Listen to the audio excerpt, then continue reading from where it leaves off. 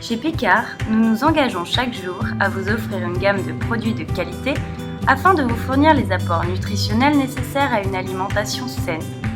Dans tous nos magasins, les aliments sont soigneusement préparés pour vous offrir le meilleur et faciliter votre quotidien. I feel so close to you.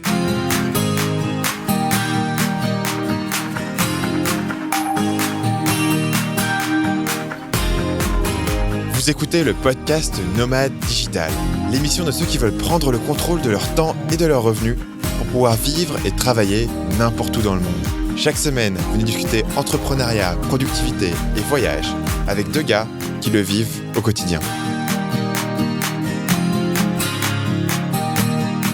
Bienvenue sur le podcast Nomade Digital, le podcast qui tombe tellement à court d'idées qu'on commence à piquer celles des autres. Je suis Stan de marketingmania.fr.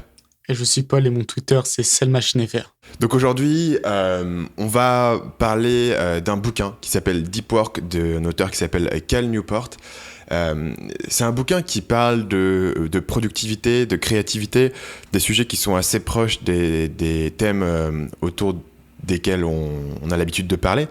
Et je pense que la raison pour laquelle on avait envie de parler de ce livre-là, c'est parce que l'auteur est une espèce de mathématicien, quelqu'un qui crée des espèces de théorèmes d'informatique, un mec très créatif, tu vois, qui est à la frontière de pousser la connaissance humaine, qui invente des nouveaux algorithmes. Et il a des choses assez intéressantes à dire sur la productivité. Et c'est des choses qui s'appliquent assez bien à nous, et donc du coup il a poussé ce concept-là à fond, le concept de se plonger à fond dans quelque chose, ce que lui il appelle le deep work, donc le travail profond. Et dans cet épisode, ce qu'on va faire, c'est qu'on va vous donner un résumé du livre, un résumé de la thèse qui est défendue par Cal Newport, et on vous donnera aussi les différentes techniques qui sont mentionnées dans le livre, et on parlera de qu'est-ce qui est applicable dans un parcours entrepreneurial ou non.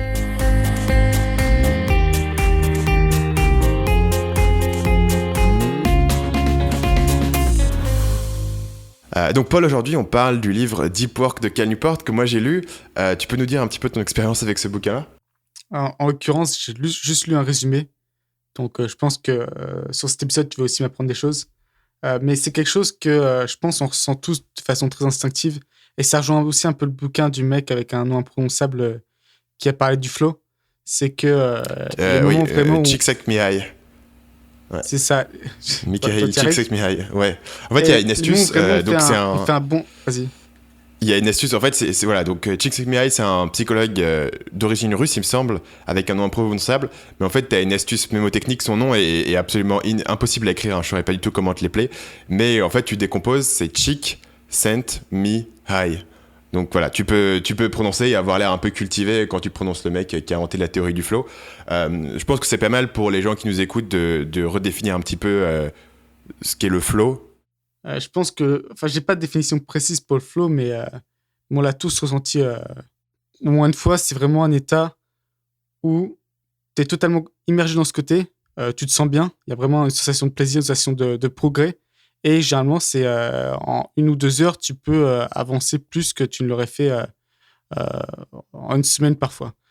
C'est un peu cet état d'hyper-concentration qui est aussi très agréable en fait. Donc du coup, un élément intéressant dans la façon dont Csikszentmihalyi en particulier définit le flow, c'est qu'il explique que le flow, tu l'atteins à un moment où une tâche est juste assez difficile par rapport à ton niveau de compétence. Si la tâche est trop facile, tu t'ennuies et c'est un truc répétitif. Si la tâche est trop dure, tu galères et t'es anxieux, etc. Mais quand t'es à un bon niveau d'équilibrage entre la difficulté de ce que tu fais et tes compétences, c'est là où tu vas être dans la zone de flow. Et effectivement, il lie ça non seulement à la productivité, mais aussi à la satisfaction dans ton travail. Et c'est clair que c'est... Quand tu as une satisfaction vis-à-vis d'un processus créatif, c'est souvent lié à cette expérience de flow, en fait. Donc le flow, c'est une espèce d'état psychologique subjectif que tu vas pouvoir ressentir et qui t'aide à être plus efficace. Et donc du coup, le concept de deep work qui est développé dans le bouquin, donc ça pourrait se traduire par travail profond. C'est une capacité à se concentrer sans distraction sur une tâche qui est très exigeante d'un point de vue cognitif. Donc dans l'exemple de l'auteur, il donne pas mal d'exemples qui sont centrés autour de deux choses. Numéro un, comme j'ai mentionné tout à l'heure, c'est quelqu'un qui développe des nouveaux théorèmes informatiques sur des algorithmes. Donc lui, il a des systèmes de preuves mathématiques très complexes qu'il doit développer et qui sont totalement innovantes, parce qu'il doit trouver des nouveaux théorèmes que personne n'a trouvés par le passé. Et bien sûr, c'est un auteur, il a écrit plusieurs livres, et donc il parle de comment être productif quand tu es un auteur. Puisque comme en fait, c'est un académique, donc quand tu es comme ça, tu fais de la recherche, tu es prof, et en plus, il écrit ses bouquins. Donc il a un volume de création, un volume de responsabilité qui est très important. Quand il écrit un bouquin comme ça, en fait, il le fait quelques heures par semaine, à droite à gauche, il le fait pas à plein temps, et donc du coup il est obligé d'être ultra productif sur le temps qu'il va vraiment dédier à son bouquin ou à ses papiers qu'il écrit, de façon à être extrêmement productif. Donc tu peux imaginer donc tout ce que tu fais en tant que création de contenu, mettons, ça tomberait directement dans le même registre, que ce soit ce podcast ou t'écris des articles, ça tombe un peu dans le même registre en termes de création. Même je pense que, par exemple, la création de systèmes, c'est aussi un peu la même chose, quoi. La création de nouveaux canaux de vente, je pense qu'on peut regrouper beaucoup de choses là-dedans, pas seulement le contenu. En fait, tout ce qui a trait avec l'idée, ça tombe un peu dans ces thématiques-là, je pense. Ouais, et un sujet dont je voudrais vraiment qu'on parle dans ce podcast, c'est quelles sont les limites potentielles de ce concept, quoi. Est-ce que lui, pour lui, c'est un peu le deep work, c'est un peu le saint graal du travail. Et il a une thèse qui est assez intéressante et qui, pour le coup, est vraiment assez unique, j'ai trouvé, qui est de dire que, en gros, c'est un truc, on va dire, en 3 parties. Il a une thèse qui commence par dire que l'économie va être de plus en plus demandeuse de deep work, parce que comme tu l'as dit à l'instant, le deep work, c'est la création de systèmes, c'est tout ce qui est avoir des nouvelles idées, organiser les choses de façon différente, et donc c'est quelque chose qui est difficile à remplacer par une machine. Quand beaucoup de travail, mettons aujourd'hui, t'es comptable, et comptable c'est considéré comme un travail, tu vois, relativement qualifié, mais c'est quelque chose qui est de plus en plus menacé par l'automatisation. D'ailleurs, la plupart des comptables, si tu regardes depuis les années 60, ont disparu parce que maintenant, il y a des logiciels qui peuvent automatiser une partie du travail. Je pense que de façon générale, c'est vraiment la distinction justement entre exécutant et créateur. Et l'immense majorité des boulons, on s'en rend peut-être pas forcément compte, ça reste des exécutants. Exactement. Et donc, voilà, lui, il explique que puisque non seulement l'économie est demandeuse de ce type de travail et ça va être de plus en plus important dans les décennies à venir, il explique aussi que la capacité à travailler de façon profonde est de plus en plus rare parce qu'il y a de plus en plus de distractions. Et lui, il a 2 chevaux de bataille principaux, je pense, qui sont numéro 1, les open space, donc les bureaux où tout le monde est un peu dans le même espace et on peut discuter, on peut se croiser. Il considère que ça tue la productivité. Et la deuxième chose, c'est les réseaux sociaux et toutes les distractions numériques. Et il va avoir ces 2 grands chevaux de bataille, donc il n'est pas forcément en disant noir et blanc que Facebook va te tuer, mais il dit que c'est vrai que c'est plus difficile d'écrire pendant 3 heures en étant concentré en 2017, quand t'as à côté, t'as Facebook, YouTube, t'as des gens qui t'envoient des textos, t'as Skype qui est ouvert, etc., que si t'avais été dans les années 50 sur une machine à écrire ou sur du papier avec un crayon. Donc clairement, ça devient plus difficile. Il y a ça, effectivement, il y a le piège, c'est que ça peut donner l'impression que t'es plus productif, tu vois. Justement, t'es en train de faire quelque chose, tu reçois un truc Skype, tu réponds vite fait, t'as l'impression d'être un surhomme qui est capable de tout faire à la fois, alors qu'en fait, tu t'avais pas rendu compte, mais tu as perdu ton train de pensée, ça te remet 10 minutes pour vraiment te remettre dans la tâche, quoi. Mais ça t'oublie au profit du fait que tu as réussi à multitask et ça, c'est une réalisation assez récente, en fait, c'est que l'être humain est pas fait pour multitâche. Je pense qu'il y a 20 ans, c'était pas quelque chose qui était considéré.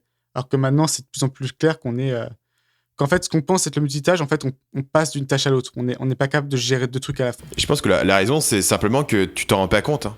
Tu t'en rends pas compte. C'est-à-dire que la science te dit que tu peux pas multitâche et que tu as un temps de switching entre les tâches. Tu dois recharger essentiellement une tâche dans ton cerveau. Mais c'est vrai que quand tu es dans la pratique, tu t'en rends pas compte. Je trouve tu t'aperçois pas à quel point tu dois reprendre du temps pour te remettre dans quelque chose après avoir été interrompu. Effectivement, je pense que c'est une différence entre la perception et la réalité. Du coup, tu peux rapidement te faire piéger. Et donc, pour terminer, la troisième et dernière partie de son bouquin, qui est d'ailleurs pas organisée comme ça, mais la troisième thèse du bouquin, c'est que et si tu veux être plus satisfait dans ton travail, il faut apprendre à travailler de façon plus profonde, parce que le deep work est fondamentalement satisfaisant.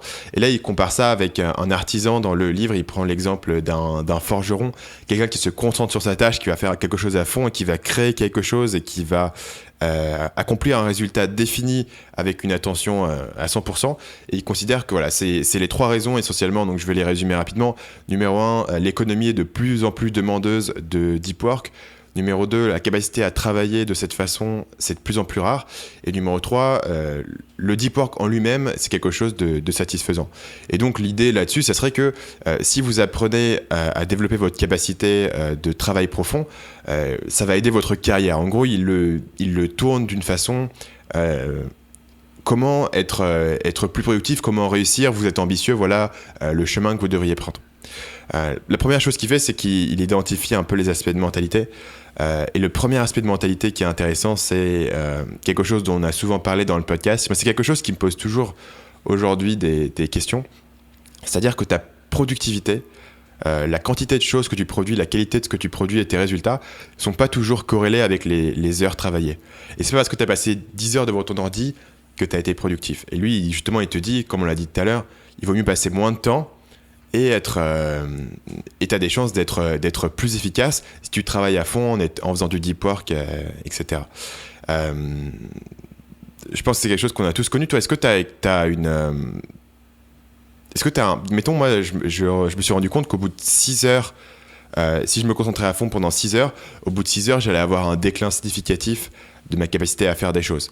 C'est-à-dire où je vais commencer une tâche et je vais passer un quart d'heure et je verrai que pendant un quart d'heure, mais je sais pas trop ce que j'ai fait, quoi. J'ai regardé mon ordinateur avec le regard vitreux. Toi, est-ce que t'as des moments où tu t'aperçois que t'as dépassé ton niveau de productivité, ou comment tu réfléchis à cette idée-là de le rapport entre ta productivité, mettons, et les heures que tu travailles? Clairement, moi, je le ressens, et je dirais même c'est encore plus bas en termes d'heures. Après 3-4 heures de travail vraiment demandant intellectuellement, déjà, en fait, mon cerveau grille un peu et après, je suis capable de faire que du travail assez simple. Et par rapport à ça, j'ai 2 exemples assez intéressants, je pense. C'est en Chine, les travailleurs dans les usines qui sont donc à la chaîne travaillent entre 60 et 70 heures par semaine, alors que ceux qui sont plus créatifs, donc que ce soit les commerciaux ou par exemple les ingénieurs, travaillent généralement 50-60 heures. Au début, je pensais que c'était parce qu'ils avaient plus de levier, enfin, ils avaient plus de... ils pouvaient mieux négocier leurs heures, mais en fait, c'est vraiment l'idée qu'après, ils ont tendance à faire beaucoup d'erreurs, quoi.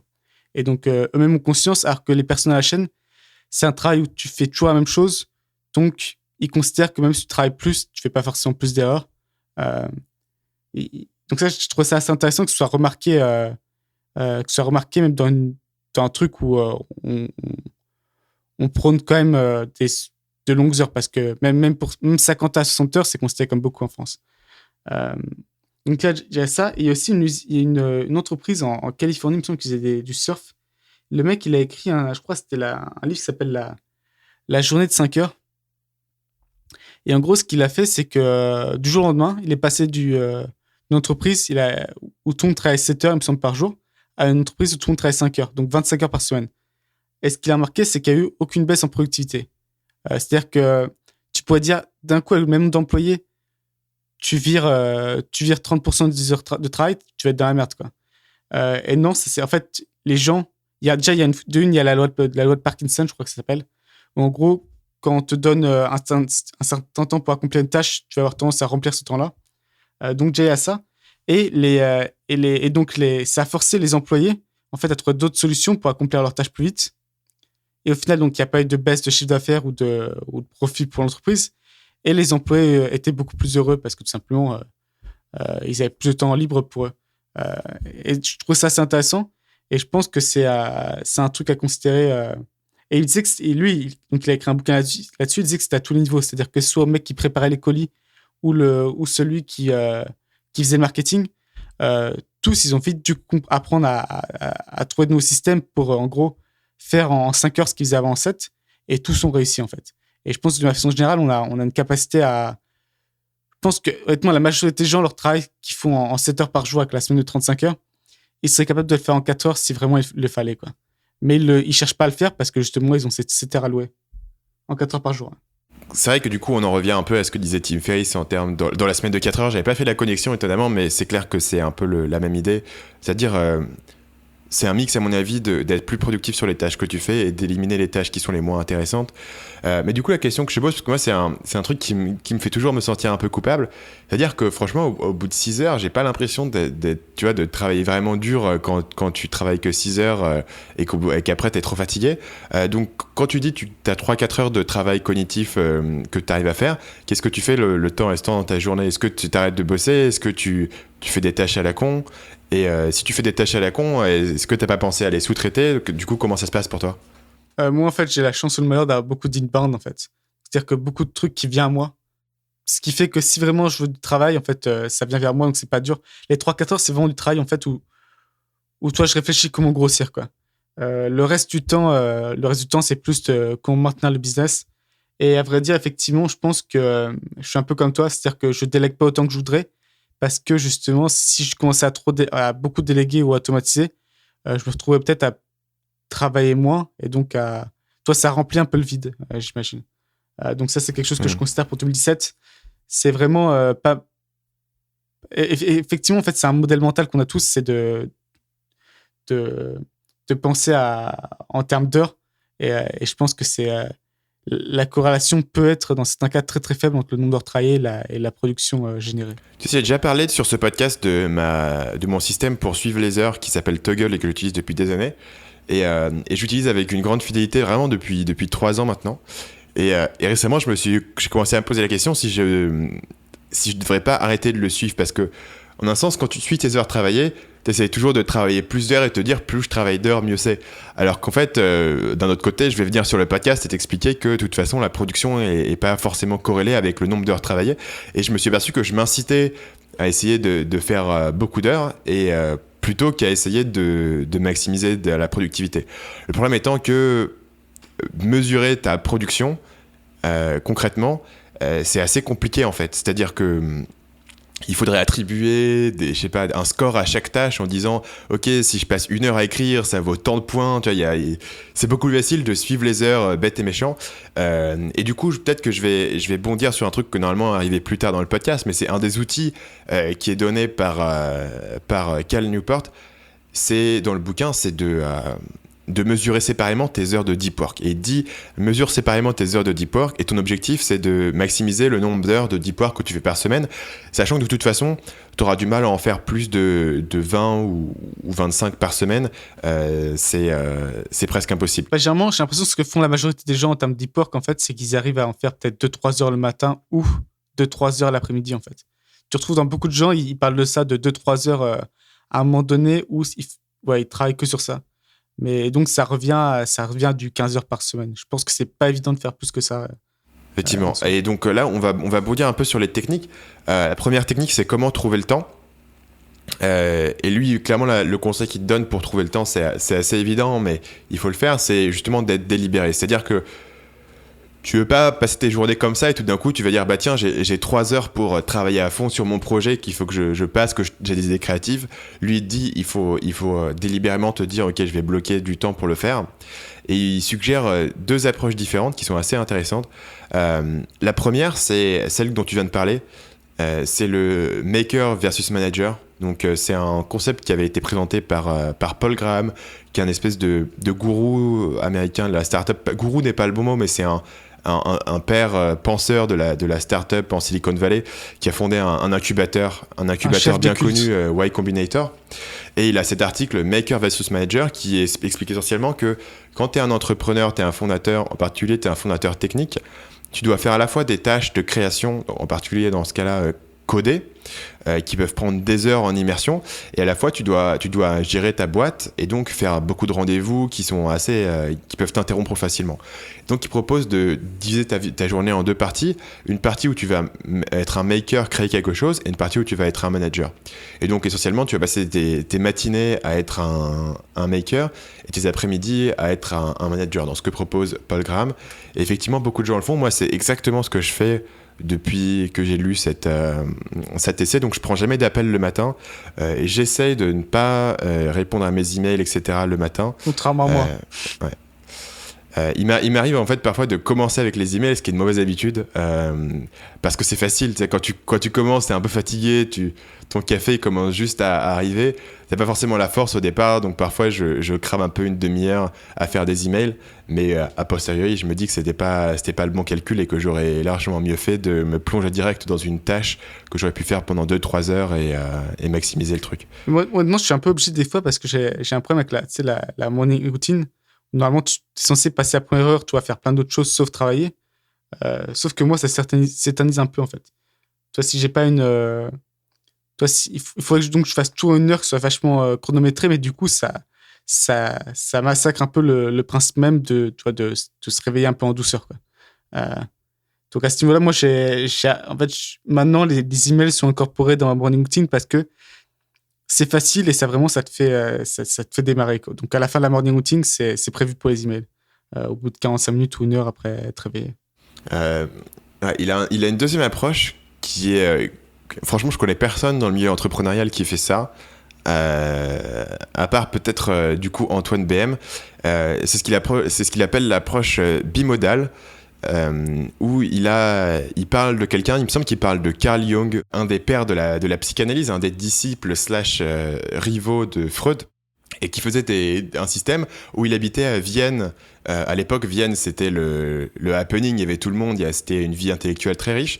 Et donc, du coup, pour aller réfléchir, il allait passer plusieurs jours ou plusieurs semaines dans une espèce de maison de campagne, où il habitait dans une espèce de cabane au milieu de nulle part, ce qui lui permettait d'avoir aucun contact, aucune distraction pendant plusieurs jours, et de se plonger à fond, à 100% dans ses livres essentiellement, et dans ses idées sur la psychanalyse. Et il allait passer plusieurs jours, plusieurs semaines comme ça, et puis après il rentrait à Vienne, et il n'avait plus forcément le temps de faire autant de travail profond, parce qu'il avait un calendrier social assez riche. Franchement, je connais personne à ma connaissance dans le milieu entrepreneurial qui fait ça. Le seul qui avait parlé d'un truc assez proche, c'est Antoine BM, qui avait ce concept de retraite productive, où il parlait de séparer le temps que tu allais passer à faire du networking, à parler à des gens, à rencontrer des gens, et de prendre du temps où tu allais passer plusieurs jours pas chez toi, quelque part, et y aller et bosser en immersion. Je pense que c'est comme ça pas mal qui sort ses formations, en particulier pour se caler un truc et se plonger à fond dedans. Voilà, donc c'est les deux approches. Moi, je connais un qui fait ça, c'est Bill Gates. Lui, il est vachement connu pour ça. Je sais pas si t'as déjà entendu parler de ça. Il prend des bouquins, c'est ça, une fois tous les trimestres. Ouais, non, une fois par an, pour le coup, depuis qu'il a créé Microsoft, il prend une semaine par an où en fait, il se retrouve sans aucune connexion, sans aucun lien avec son business, et il lit pendant une semaine. Et ce qui est hallucinant, c'est qu'à un moment, il l'a fait alors que c'était la crise à Microsoft, quoi. Crise totale. Et tout le monde lui dit, tu vas te barrer maintenant, toi, on est en pleine crise, faut que tu gères. Et lui, peu importe même si y a le feu, même si le business est en train de se casser la gueule, on va tout perdre, il prenait toujours sa semaine de réflexion en coupant le lien avec son business. Et ça, je trouve vachement intéressant. Du coup, j'imagine qu'il l'a planifié à l'avance. Bah, il l'a planifié à l'avance, et surtout, je sais pas, toi, de qui tire l'idée, parce qu'il a commencé vraiment, il a peut-être 21, 22 ans, tu vois. Et avoir 21, 22 ans, avoir les couilles de dire... je me barre pendant une semaine, peu importe ce qu'il arrive, vous pouvez pas me contacter, alors qu'il est dans un business où c'était vachement compétitif, tu vois, fallait grossir, c'était tendu, qu'il ait un peu cet esprit-là de se dire faut que je prenne une semaine parce que sinon je vais faire que penser court terme, et il faut vraiment que j'ai une vision long terme. Je trouve ça assez impressionnant. Effectivement. Passons aux deuxième catégorie de techniques dans le bouquin.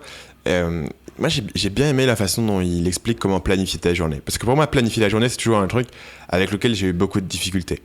C'est-à-dire qu'au départ, tu dis, je vais planifier ma journée, ok, c'est super, de 8h à 9h, je vais faire ça, de 9h à 11h, je vais faire ça, de 11h30 je vais faire ça, etc. Donc, je planifie bloc par bloc, et ça ne marche Jamais. Je crois que jamais dans ma vie, j'ai fait un planning qui a fonctionné. On est d'accord. Et c'est hallucinant parce que même quand t'es vachement conservateur, même quand t'es vachement prudent sur ton planning en te laissant beaucoup de temps, effectivement, tu le tiens pas, quoi. Alors qu'il paraît pas surhumain, il paraît normal, mais en fait, systématiquement, tu le tiens pas. Et moi, ça me fascine parce que pour moi, ça paraît instinctivement, ça paraît super logique. C'est tu te fais ton calendrier, ton planning de la journée. C'est parce que c'est ce que t'avais quand t'étais à l'école, je pense. Quand t'étais au collège, au lycée, on te donne un calendrier et t'as des blocs d'heures et puis tu les tiens et tu les suis. Et effectivement, quand t'es par toi-même, ça ne fonctionne jamais. Et donc, ce qui est intéressant dans le bouquin, c'est que Newport, il va inverser un peu le concept et il va dire que le bénéfice de ton planning que tu te fais, c'est pas de suivre le planning à la lettre en fait. Le bénéfice, c'est encore une fois de réfléchir de façon intentionnelle à ta journée et de réfléchir à tes priorités et de réfléchir à ce que tu vas faire. Donc en fait, ce qu'il propose, c'est de commencer par planifier ta journée par bloc de 30 minutes et ensuite, tout au long de la journée, tu vas réévaluer. Donc mettons que tu as commencé ta journée à 9h, tout d'un coup il est midi, tu t'aperçois qu'au lieu de faire 2 tâches le matin, tu n'en as fait qu'une et donc que ton planning essentiellement est foutu. Bah, tu vas dire ok, il n'y a pas de problème, je vais replanifier les heures qui me restent et je vais être intentionnel sur les heures qui me restent et les attribuer et recaler les blocs. Et pareil à 15h, si encore une fois tu es à la bourre, tu peux comme ça réévaluer les choses. Si quelqu'un t'appelle et que d'un coup tu as une tâche que tu as envie d'avancer ou de reculer ou si tu as une nouvelle idée ou si tu as un truc à faire, ok, pas de problème, je vais regarder les heures qui me restent dans ma journée et je vais les planifier de façon intentionnelle. Et en fait, du coup, il inverse ça. Le but, c'est pas de suivre le planning, le but, c'est de te forcer à réfléchir, de te forcer à vraiment penser à tes priorités.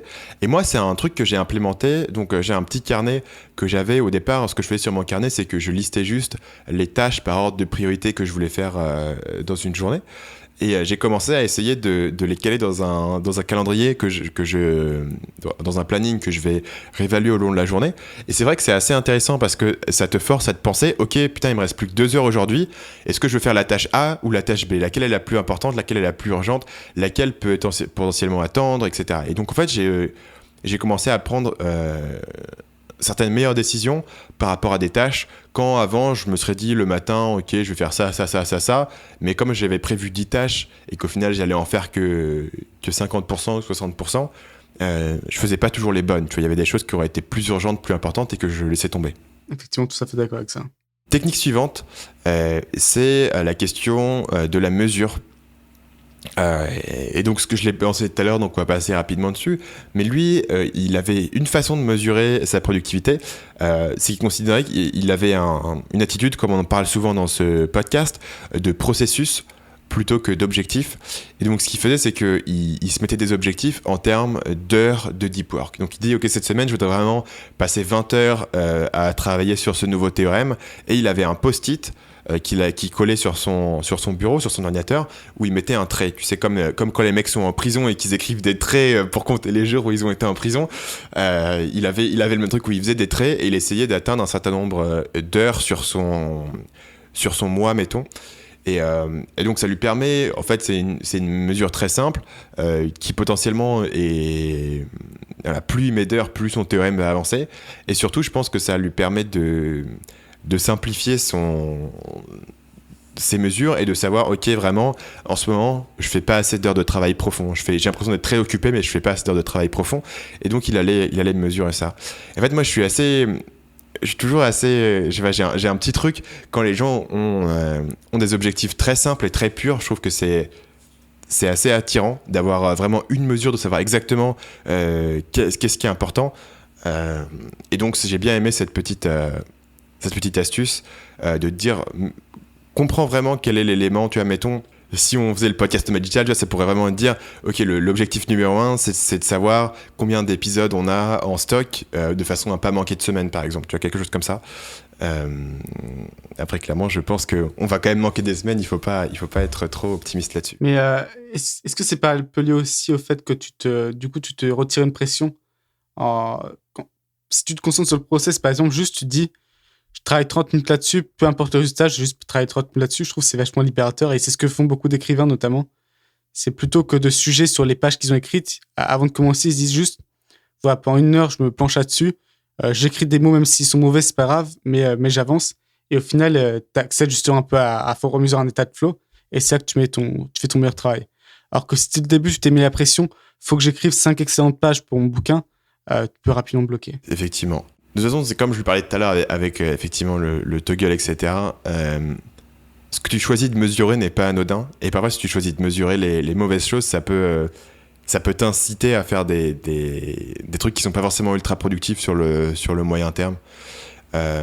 Quatrième élément dont il parle, c'est le fait de se reposer, le fait de faire des pauses et des breaks. Et il explique que la limite cognitive que tu peux avoir, c'est environ 4 heures par jour. Donc ça revient à ce que tu disais tout à l'heure, sur le nombre d'heures que tu peux faire sur du travail comme ça difficile. Ça revient aussi à un concept que j'avais lu chez un blogueur américain qui s'appelle Taylor Pearson, qui avait écrit un bouquin et qui expliquait que quand il écrivait son bouquin, il essayait de se pousser au maximum à faire le maximum d'heures, le maximum de mots, et s'est aperçu que en gros il avait 15 heures par semaine où il pouvait écrire, et s'il se poussait au-delà des 15 heures, les heures qui allaient être ajoutées au-delà, c'était juste il commençait à faire plus d'erreurs et à produire des textes qui étaient tellement mauvais que ça demandait plus de temps à relire que ça aurait pris à écrire à partir de zéro. Et donc du coup, tu vois, c'est difficile à admettre, mais pour un gars comme ça qui est ambitieux, qui a envie d'avancer, qui a envie de créer quelque chose, il atteint un mur et quoi qu'il fasse, il n'arrive pas à pousser au-delà de ce mur, donc au-delà de cette limite en termes de, Je pense que c'est intéressant de parce travail que et en termes de finalement, volume de ce qu'il peut produire. tu vois que c'est un peu graduel en fait. C'est-à-dire pour le travail vraiment totalement créatif ou vraiment, dans ce cas, écrire un livre, c'est 15 heures. Pour les Chinois, si t'es ingénieur ou si t'es un commercial, c'est plutôt 50-60 heures. Si t'es à la chaîne, c'est plutôt 60-70 heures, quoi. Et j'imagine que si tu travailles plus de 70 heures par semaine, là, tu vas en faire des conneries, même aussi simples que ton boulot soit. Et je pense que à chaque activité, t'as un certain coût cognitif, en fait. Et donc, quand tu l'accumules, à la fin de la journée, il s'épuise. Et les activités sont très inégales par rapport à ça. Et j'ai un truc qui me vient à l'esprit. Coût cognitif, c'est un bon terme quand même, ça, non? Un coût cognitif. Quoi? Un coût cognitif, c'est pas mal, non? Ouais, c'est un peu dur à prononcer, mais c'est un coucou nitif. Ouais. Là-dessus, sur ce super jeu de mots, j'ai une question qui me vient à l'esprit dont je voulais parler avec toi rapidement, qui est une légère diversion, mais quid, tu vois, d'un mec comme le président américain, par exemple, qui doit bosser 12 heures par jour, qui doit prendre des décisions systématiquement. Tu penses que c'est des gens qui ont une capacité exceptionnelle à travailler, qui ont une résistance, qui se sont entraînés sur toute une carrière pour pouvoir tenir le coup? À ton avis, qu'est-ce qui permet à des gens, tu vois, ou à un président de boîte, mettons un PDG d'une grosse boîte ou d'une start-up, le mec qui gère Airbnb? Ouais, deux choses là-dessus qui sont assez intéressantes, c'est que tu vois déjà notamment par exemple que ce soit Obama ou Zuckerberg, il y a un truc qu'ils font, c'est qu'ils choisissent jamais leurs vêtements. Et du coup, tous les coûts cognitifs qu'ils peuvent, ils les virent, quoi. Et il y a plein de trucs qui sont pas à gérer qu'un être humain a à gérer. Donc c'est la première chose, c'est que tu vois, je pense qu'ils ressentent ça, ils ressentent cette limitation et ils essayent en gros de virer tout le poids inutile. Le second truc, c'est que je pense qu'effectivement, il y a une question, une d'habilité naturelle et deux aussi j'imagine, d'entraînement, quoi. Plus tu t'entraînes parce que l'idée, c'est que une décision qui serait difficile pour nous serait pas forcément difficile pour Obama, à force, tu vois. Et c'est de la même façon, je pense, si t'as un écrivain débutant, pour bien écrire, pour sortir des pages de qualité, peut-être que tu peux faire maximum que 10 heures par semaine. Et ici, je sais pas, il y a qui de connu là? Stephen King. Stephen King, je pense que tu peux peut-être faire 40 heures par semaine, toi. La même tâche est pas tout à fait, mais moins difficile. Donc je pense qu'il y a un peu de tout ça qui fait que globalement, mais je suis sûr aussi qu'il est quand même affecté. Hein, ça. Enfin, moi je suis toujours effectivement impressionné par les gens qui ont à prendre des décisions, constamment, qui sont tout le temps en représentation. Moi, ça m'épuiserait directement. Ouais. L'autre élément dans la catégorie de se reposer, c'est qu'il met un accent particulier sur le fait d'avoir une routine du soir qui te permet complètement de débrancher. Moi, c'est quelque chose que je fais depuis assez longtemps, c'est-à-dire que je regarde, une fois que j'ai fini ma journée de travail, je regarde pas mes mails, etc. Dans l'idée que si tu as constamment de l'input de ton boulot, ça t'empêche de vraiment débrancher. Donc, il te conseille d'essayer de débrancher au maximum. Voilà, comme j'avais dit tout à l'heure, il est souvent un peu critique de l'usage qu'on peut avoir des réseaux sociaux et de l'illusion d'être productif en étant tout le temps connecté. Donc je sais pas si tu as un truc à ajouter là-dessus, toi. Mettons, on avait déjà parlé, quand j'avais parlé si, j'ai un truc que j'avais un logiciel sur mon ordinateur qui éteignait mon ordi. Toi, tu fais ça? Tu continues à regarder, mettons, tes mails à 22h30 un soir? Non, moi j'ai une technique vraiment spéciale et super astucieuse. C'est qu'en fait, j'ai des lentilles. Bon, plus pour longtemps, mais j'ai des lentilles. Et du coup, en fait, une fois que je les retire, je peux plus travailler en fait sur l'ordinateur. Parce que tu vois, c'est vachement fatigant. pas de lunettes. Du coup, j'aime pas porter mes lunettes de façon générale. Donc, toi, c'est pas un. Et donc, par contre, ce que je peux faire, c'est lire sur mon Kindle. Ça gêne pas, tu vois. Donc, il suffit que je fasse ça. Et du coup, j'ai plus vraiment accès à l'ordinateur et je peux juste lire pendant 1 heure jusqu'à ce que je m'endorme. Par contre, j'ai un truc par rapport aux réseaux sociaux qui est vachement bien. C'est un plugin Chrome qui s'appelle News Feed Eradicator Facebook. Parce que le problème de Facebook, en fait, c'est que tu peux vraiment le bloquer. Il y a des bloqueurs de sites aussi en plugin. Mais Facebook, c'est un peu gênant de le bloquer parce que tu as quand même besoin pour communiquer souvent. Par contre, ce qui se passe souvent, c'est que si tu vas sur Facebook. Et du coup, maintenant qu'ils ont ouvert Messenger, maintenant tu peux aller sur messenger.com et maintenant Messenger est séparé de Facebook. Sérieusement, pas juste sur ton téléphone? Non, tu tapes messenger.com et tu peux directement accéder au Messenger Facebook sans avoir besoin de taper Facebook et de voir toutes les notifications à la con et tout. C'est assez pratique. Tu viens un peu de niquer mon astuce, mais c'est pas grave. Mais du coup, mais on parle du newsfeed parce que moi aussi je m'en sers et ça reste utile pour certaines raisons. Donc le newsfeed Eradicator, tu peux nous expliquer un peu ce que ça fait? C'est un plugin tout simplement, ça vire ton newsfeed parce que ce qui se passe souvent, c'est que tu vas sur Facebook pour, je sais pas, parler à quelqu'un. Puis après, tu vois, tu commences un peu à défiler. Et honnêtement, c'est quand la dernière fois que tu as appris quelque chose d'intéressant sur Facebook, quoi. Facebook, c'est un peu comme Twitter à ce niveau-là. C'est que peut-être que tu trouveras un truc intéressant, mais la plupart, le reste, c'est pas vraiment utile. Et du coup, là, en fait, ça te vire ton newsfeed et à la place, ça te met une citation. Donc là, je viens d'arriver dessus et là, par exemple, ça me dit Some day is not a day of the week. Ah, qu'un jour, c'est pas une journée de la semaine. En gros, c'est une histoire de pas procrastiner. Et à chaque fois que tu refreshes le truc, tu as une nouvelle citation, quoi. Alors, attention. Il y a seulement un succès, la capacité de de ta propre façon. Bon, la traduction est pas très bonne. There's only one success to be able to spend your life in your own way. C'était du Google Translate. C'est ça. Voilà. Moi, le newsfeed Eradicator, je l'ai aussi. Et toi, c'est pas ton cas, mais moi, quand même, tu vois, je gère la page Facebook, mettons mon business, j'ai quand même des groupes Facebook dont je m'occupe, etc. Donc, de temps en temps, une fois par jour, quand je check mes messages, j'ouvre ça. Effectivement, ça t'évite de rentrer dans un scrolling infini de ton newsfeed. Donc, on redit le nom du plugin, c'est Newsfeed Eradicator, c'est un plugin Chrome uniquement, il me semble. Chrome, ouais, je sais pas si c'est vraiment Chrome, mais ouais. Attends, on donne une troisième chance sur nos stations, je vais essayer de la traduire de façon plus. De façon meilleure. D'ailleurs, Google Translate, ils se sont vachement améliorés. C'est impressionnant à quel point ils sont bons. Ouais. Alors, tu sais pourquoi ou pas? Non, mais je sais pas, mais par contre, j'ai déjà des discussions où j'utilisais Google Translate et la personne en face savait pas que j'étais pas un. C'est impressionnant. Je suis sur le cul, honnêtement.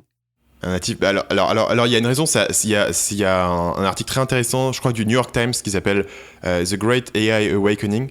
Et essentiellement, la raison pour laquelle, c'est que récemment, Google a changé le back-end de Google Translate et ils l'ont passé sur un système d'intelligence artificielle. C'est les neural networks qu'ils utilisaient, tu sais, pour reconnaître les images. Et maintenant, ils utilisent les neural networks pour faire les traductions dans tout un tas de langues. Et du jour au lendemain, ça a radicalement amélioré la qualité des traductions. Et ils montraient dans l'article, ils avaient essayé de traduire un passage de Hemingway du japonais vers l'anglais. Et dans la version de Google Translate qu'on avait, c'était vaguement compréhensible les phrases, mais tu vois, c'était un peu bancal.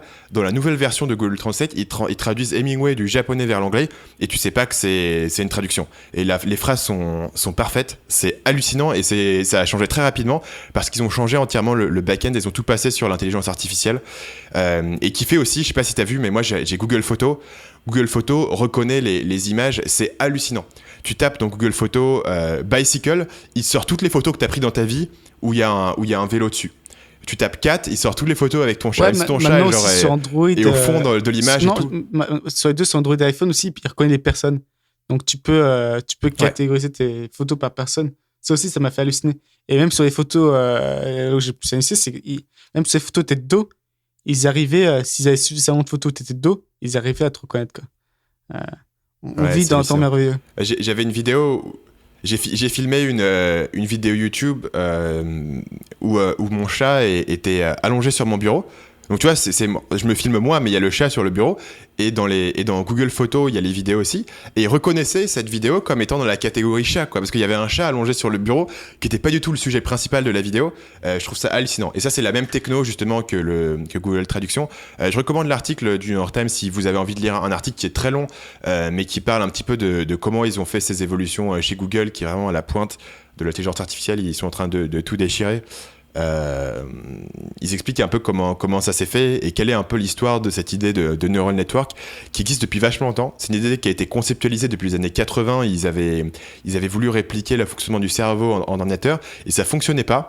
Et c'est une théorie qui ne fonctionnait pas et qui, très rapidement, on a eu le hardware, donc on a eu les moyens techniques de pouvoir le faire fonctionner. Et tout d'un coup, cette théorie qui était morte et enterrée, qui était un truc complètement has-been d'intelligence artificielle, est revenue et a fait des résultats absolument hallucinant. C'est bien parce qu'on est totalement parti dans une tangente hallucinante, sauf si t'as un truc à ajouter sur l'intelligence artificielle. Sauf que pendant ce temps, j'ai pu raffiner ma traduction, tu vois. Là ça m'a donné 5 minutes pour vraiment savoir comment traduire. Ouais. J'ai juste 3 choses à apprendre. La simplicité, la patience et la compassion. Ce sont les 3 grands trésors. C'est pas la meilleure citation, mais elle était assez simple à traduire. Donc j'ai choisi. 5e technique qui est donnée dans le bouquin, et celle-là elle m'a fait un peu mal parce que j'avoue que je l'applique pas du tout. C'est qu'il te dit ok, dans ton travail tu fais de ton mieux pour pratiquer le deep work et pour te concentrer. Donc dans ton temps libre, il faut aussi continuer à pratiquer ta capacité de concentration. Et il te dit, dans ton temps libre, essaye de vraiment te plonger dans des livres, de te plonger dans des hobbies compliqués, de fabriquer des meubles ou je sais pas quoi, tu vois, de fabriquer des choses ou de te plonger dans des projets. Et moi, c'est un truc... Ouais, c'est ça. Et c'est justement, moi, c'est un truc que je fais tout. Au contraire, je me dis, ouais, ok, toute la journée, je vais me concentrer. Donc le soir, je vais complètement, au moins pendant, tu vois, 1 heure ou 2, et complètement débrancher mon cerveau et faire des trucs un peu distraction à droite à gauche, chatter un peu avec des gens, regarder des vidéos random sur YouTube complètement à droite à gauche. Et en gros, la question que le bouquin m'a fait me poser, c'est est-ce que ces pratiques, tu vois, que tu fais dans ton temps libre, au final, rendent pas ton cerveau un peu plus superficiel, un peu plus addict au shot de dopamine? Est-ce que ça détruit pas un petit peu sur le long terme ta capacité à te construire que tu essayes si difficilement de cultiver dans ton boulot? Et lui, ce qu'il t'explique, c'est que t'as pas vraiment besoin de te détendre autant, t'as besoin d'être complètement une loque le soir devant TF1 à regarder j'essaie de dire une émission qui passe sur TF1, mais on va dire Secret Story. Je pense que c'est plus à l'antenne depuis 5 ans, mais on va dire que je sais de quoi tu parles. C'est encore toujours, ouais. Bah, parfait. Secret Story que j'ai regardé d'ailleurs pendant longtemps après quand je rentrais du boulot. Moi aussi, mais de façon très ironique, ça de me façon détend, très sarcastique, toi. Mais au final, ça revient à la même chose. Que tu regardes un truc pendant 1 heure en te moquant d'eux ou pendant 1 heure sérieusement, au final, t'as quand même pas 1 heure de ta vie, quoi. Dans les deux cas, ça te divertit, quoi. Et je pense que de toute façon, Secret Story, tout le monde le regarde avec un truc sarcastique, mais après, ils le regardent. Donc voilà. Toi, est-ce que tu as une remarque là-dessus? Donc moi, c'est un truc qui m'a un peu fait mal parce que pour le coup, pendant la plupart du livre, j'ai l'impression de me dire la technique elle est bien, c'est intéressant, tu vois, je fais déjà un peu ça et tout. Et là, il me disait un truc qui me faisait un peu mal parce que je vais un peu à l'encontre de ça. Tu vois, je me dis toujours ouais, c'est bon, j'ai bossé, je peux un peu faire des trucs à la con pendant 2-3 heures le soir. Qu'en penses-tu? Moi, j'ai un avantage par rapport à ça, c'est que je déteste pas finir quelque chose, en fait. Donc, par exemple, si je commence à regarder un film, il faut que je regarde le film en entier. Si je commence un livre, soit je lis en entier, soit je m'endors avant, quoi. C'est pour ça, en fait, quand tu ouvres le newsfeed, tu veux aller au bout. C'est pour ça que c'est ça. Me j'avais pareil Twitter. Ouais. Toute la dernière fois, j'ai passé 3 jours, quoi. J'étais à moitié mort de faim. Mais par contre, non, mais c'est assez vrai. C'est que, notamment, quand t'es très fatigué et que tu perds toute volonté, ça m'est déjà arrivé de passer 3 heures sur Reddit à moitié mort. J'étais fatigué, mais page après page, je regardais des images qui n'étaient pas vraiment marrantes. Donc, il y a ce risque-là, quoi. Mais j'ai l'avantage que si je commence à lire un livre ou à regarder un film ou regarder une série, généralement, j'arrive à me plonger dedans. Et donc, mais après, est-ce que c'est vraiment une question de concentration? Je ne sais pas non plus. Mais est-ce que tu essaies d'être intentionnel là-dessus? Parce que justement, moi, il y a des sites que j'ai éliminés. Donc moi, j'ai jamais été trop Reddit, mais j'ai été Imager, qui est le site qui héberge les images de Reddit, etc. Et c'est un site qui te donne image après image après image après image. C'est un truc les plus addictifs au monde. Et ça, moi, il est bloqué sur mon ordinateur. Il est complètement bloqué et je peux pas y accéder parce que je considérais que c'était vraiment du temps horriblement perdu et que c'était du pur shot de dopamine et de la pure addiction. Et donc du coup j'essaye parfois de me guider dans des directions, tu vois. Et donc du coup est-ce que tu essayes de dire ok, quand j'arrête de bosser il faut que je me rende dans un livre pour pas tomber dans Reddit, ou est-ce que t'as une intentionnalité là-dessus? Moi, je peux te dire la liste des sites bloqués. J'ai Quora, j'ai Medium, j'ai Reddit, j'ai YouTube en partie, j'ai Twitter. Comment et ça, en Facebook, partie? donc partiellement. C'est pendant certaines heures, en fait, je me bloque. Parce que, en fait, le problème, c'est qu'une fois, par exemple, que j'avais bloqué Reddit, en fait, j'ai vraiment un truc où, sans me rendre compte, je vais taper Y. Dès que j'ai un mot de flottement, sans me rendre compte, je vais taper Y sur la barre, là, la barre d'adresse, entrer, et je vais accéder à YouTube, quoi. Et après, une fois que je commence à cliquer sur une vidéo, toi, je suis commit, c'est trop tard, faut que je la finisse, tu vois. Et ce qui fait que du coup, je perds 20 minutes. Donc, c'était le seul moyen de. Et donc, c'est tous ces sites-là que je bloque. Et effectivement, parce que le truc, c'est que. On a déjà parlé, mais c'est. T'as l'impression de faire quelque chose, notamment par exemple Quora ou Medium, t'as l'impression de faire quelque chose de productif. Mais au final, si tu dois vraiment retirer tout ce que t'as. Qu'est-ce que t'as retiré de Quora ou Medium et des heures passées là-dessus?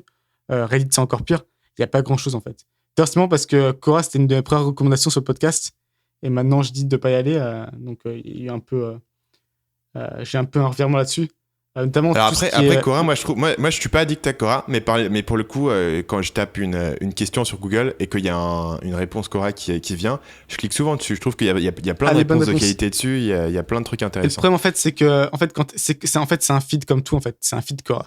Ouais. Et du coup, c'est les réponses, les trucs un peu viraux, viraux, je sais pas.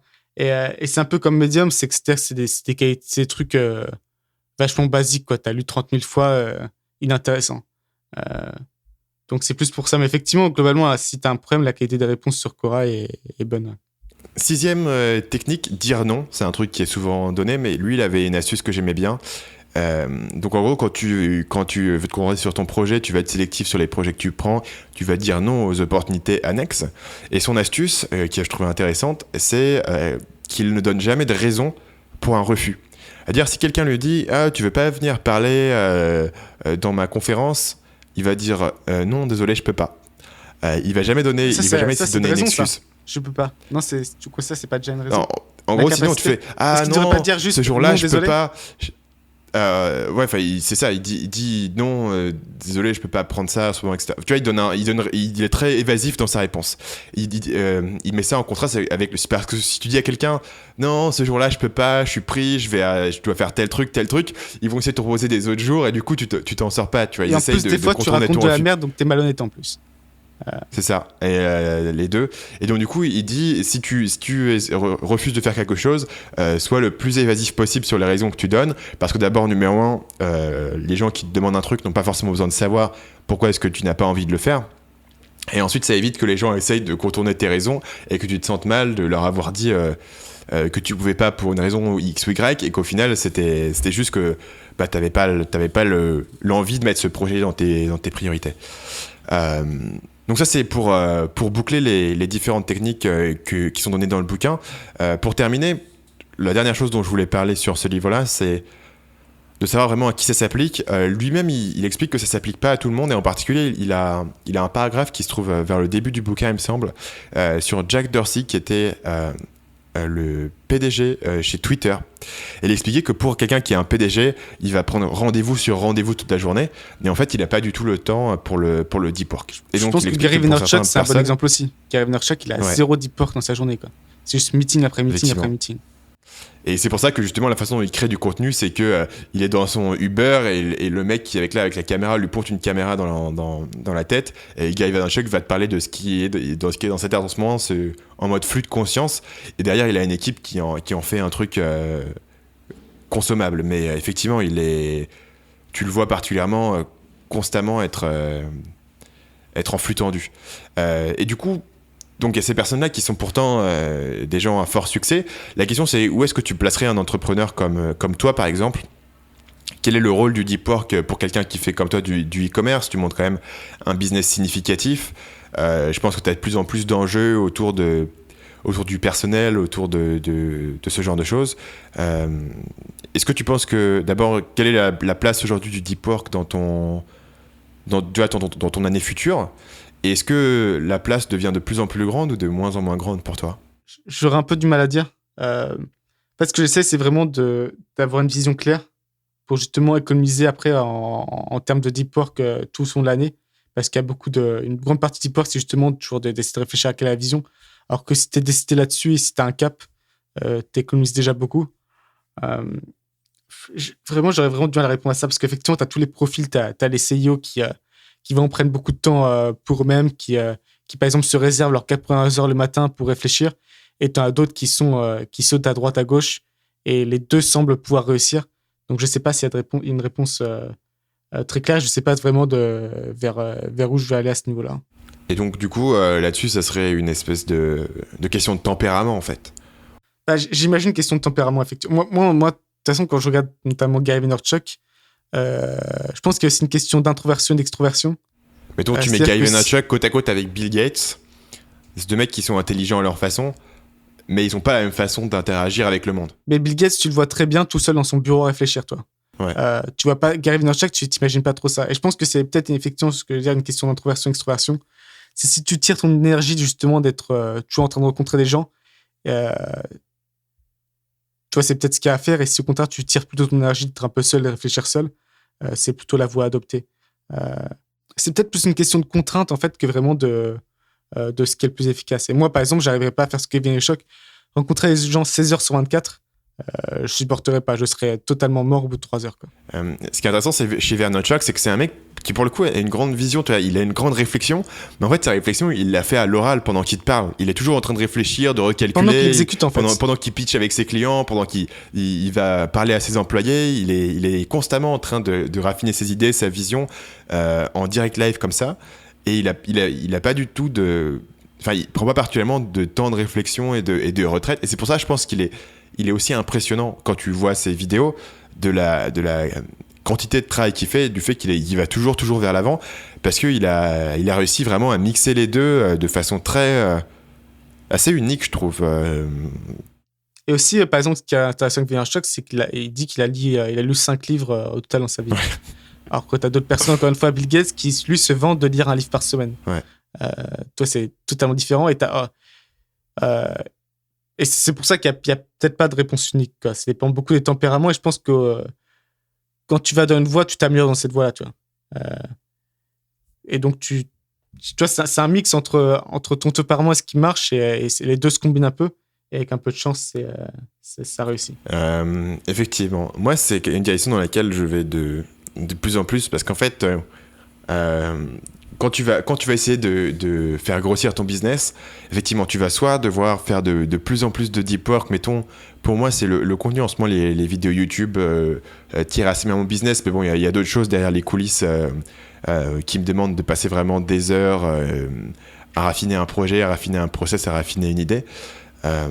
Et du coup, j'ai moins les petites tâches que j'avais avant, à droite, à gauche, je les ai de plus en plus sous-traitées, et donc du coup, le deep work prend de plus en plus de place.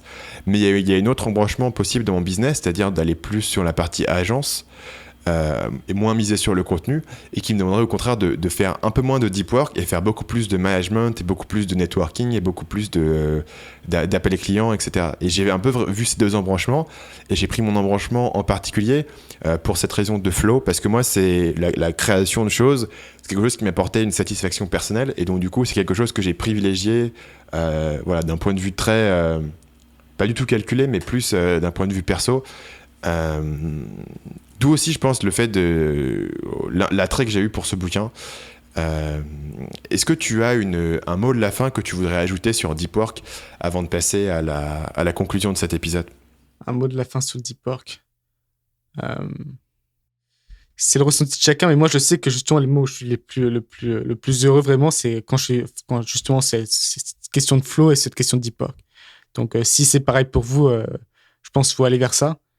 Si au contraire, vous, ce qui vous rend le plus heureux, c'est justement de parler à différentes personnes, d'avoir un peu cet aspect dynamique, de sauter d'un problème à l'autre, peut-être qu'il faut aller vers ça. J'ai vraiment du mal à distinguer ce qui relève du tempérament ou ce qui est un peu universel. Je sais pas là où se trace la ligne. Surtout, je propose qu'on passe à la section lifestyle. Qu'est-ce que tu nous recommandes cette semaine? Alors moi, c'est une recommandation nutrition, une recommandation cuisine, Picard, qui existe qu'en France, de ce que je sais, mais c'est absolument génial ce truc-là. Ça existe dans d'autres pays. Ça existe dans d'autres Il y pays. a Picard au Japon. Ouais, à Tokyo, ils ont Picard, ça tu vois. m'a mis Mais ça par m'étonne terre. pas, J'ai parce pris que des c'est- photos, j'étais halluciné. Mais toi, il devrait avoir déjà conquéri le monde, quoi. Le truc, c'est conquis. Ouais. Tu dois déjà avoir conquis le monde. Conquis, ouais. C'est du génie le truc. C'est notamment en termes de que ce soit légumes, viande, poisson. Par exemple, t'achètes ton petit kilo de cabillaud, t'achètes ton kilo de carottes. Normalement, si c'était pas congelé, ce serait impossible à gérer parce que notamment si t'es tout seul, la nourriture se périme vite et ainsi de suite. Alors que là, tu peux juste manger des repas, des trucs très bons pour ta santé sans avoir à gérer l'aspect fraîcheur. Et c'est dans les deux cas, par exemple, tu peux le mettre carrément au micro-ondes, quoi. Donc c'est super simple, tu manges de façon très saine et tu peux bien stocker, quoi. Donc vraiment, c'est pouce bleu pour Picard. C'est ma recommandation. Donc, vous pouvez aller soutenir notre sponsor en vous rendant sur picard.com/lematdigital pour aller montrer vos soutiens pour le 10% podcast. de réduction sur le cabillaud. Ouais. Utilisez le code NOMAD pour des réductions sur le cabillaud et les carottes surgelées. Moi, je vais recommander un bouquin du même auteur. C'est un bouquin qui est sorti il y a quelques années que j'aime beaucoup, qui s'appelle So Good They Can't Ignore You, donc tellement bon qu'ils ne peuvent pas vous ignorer. Et c'est pour moi la meilleure réponse à cette question de savoir est-ce qu'il faut suivre ta passion pour créer une carrière. Et en gros, son idée, c'est encore une fois, c'est une espèce d'inversion. C'est, tu dis, la plupart des gens se disent pour avoir un job intéressant, il faut que je suive ma passion. Et lui, il te dit, c'est l'inverse. Si tu veux avoir un job intéressant, il faut que tu construises des compétences, et le fait de construire des compétences va te permettre d'être passionné par ce que tu fais. Et concrètement, c'est pour ça que la plupart des gens qui sont en dehors du milieu de l'entrepreneuriat vont toujours avoir des idées de business, genre je veux devenir prof de yoga, je veux monter un studio de yoga, je veux créer un produit de développement personnel, photographie, blog de voyage. Ils ont des trucs sur leur passion existante, mais c'est pas forcément très bien monétisable. Et au final, la plupart des entrepreneurs qui tournent, quoi. Des gens passionnés de photographie, on en a plein, quoi. Et moi, ce qui m'a toujours fasciné, par exemple, c'était un truc que je comprenais pas, c'était des gens qui étaient passionnés de référencement, donc de SEO. Et moi, je me disais, SEO, ça me paraît être le truc le plus chiant du monde. Mais effectivement, dans beaucoup de cas, c'est des gens qui ont une certaine compétence et qui donc rendent le travail agréable parce que c'est des experts en la matière. Mais c'est à mon avis le cas pour nous deux. En tout cas, pour moi, le copywriting, c'est un intérêt énorme pour moi. Clairement, quand j'avais 16 ans, je me disais pas « c'est super d'écrire des pages de vente ». C'est juste qu'à partir du moment où j'ai atteint un certain niveau de compétence et de compréhension des systèmes, à l'origine par nécessité, parce que j'en avais besoin pour faire décoller mon business, et j'ai développé un intérêt profond pour ce truc et une passion pour la pratique de quelque chose. Et donc, voilà, le bouquin a une tête vraiment intéressante. Je conseille le bouquin aux gens qui nous écoutent, qui sont un peu plus jeunes, si vous êtes étudiant ou si vous avez pas encore trouvé vraiment ce qui vous intéresse, vous n'avez pas encore trouvé une idée de business. Il y a beaucoup de bons exemples en termes de carrière, en termes de comment les gens arrivent à créer une carrière et un job qui les fait kiffer. C'est pas du tout des généralités, c'est un truc assez unique. Et c'est un bouquin que j'ai lu tout au début de mon parcours d'entrepreneur et qui m'a vachement marqué dans le fait que tu peux développer une passion pour des choses auxquelles tu n'aurais pas pensé, juste parce que tu as commencé à développer des compétences et tu commences à comprendre les nuances en fait de la pratique. Et parce que c'est agréable d'être bon, en fait. C'est pareil pour les sports, les instruments, c'est quand tu atteins un certain niveau de compétence, ça devient juste agréable de pratiquer cette compétence. Effectivement, je le ressens assez fortement. Et ça va aussi, ça répond effectivement au problème dont tu as parlé, c'est que il y a une disproportion totale en termes de passion, justement. C'est pas comme si ce dont le monde a besoin correspondait aux passions des gens, quoi.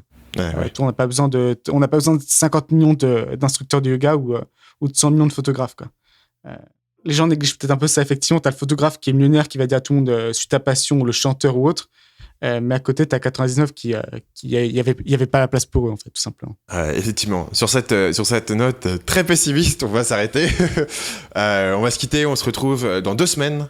Puisque maintenant, on est passé à un calendrier un peu plus espacé tous les 2 semaines, tous les 2 jeudis.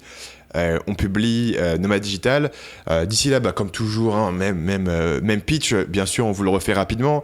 Vous pouvez vous rendre sur le site, ça, c'est l'adresse nomadedigitalpodcast.com, où vous avez tous les épisodes. Il y a aussi les liens des différentes ressources dont on a parlé, que ce soit les livres, les documentaires, les plugins, etc. Si vous ne savez pas encore laisser un petit avis sur iTunes, faites-le maintenant, c'est important, on les lit, on les aime bien, on apprécie. Ça fait partie des petites choses qu'on peut vous demander de faire après ce podcast.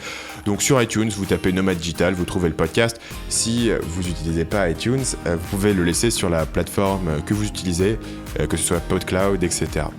Sur ce, on vous dit dans 2 semaines. À dans 2 semaines.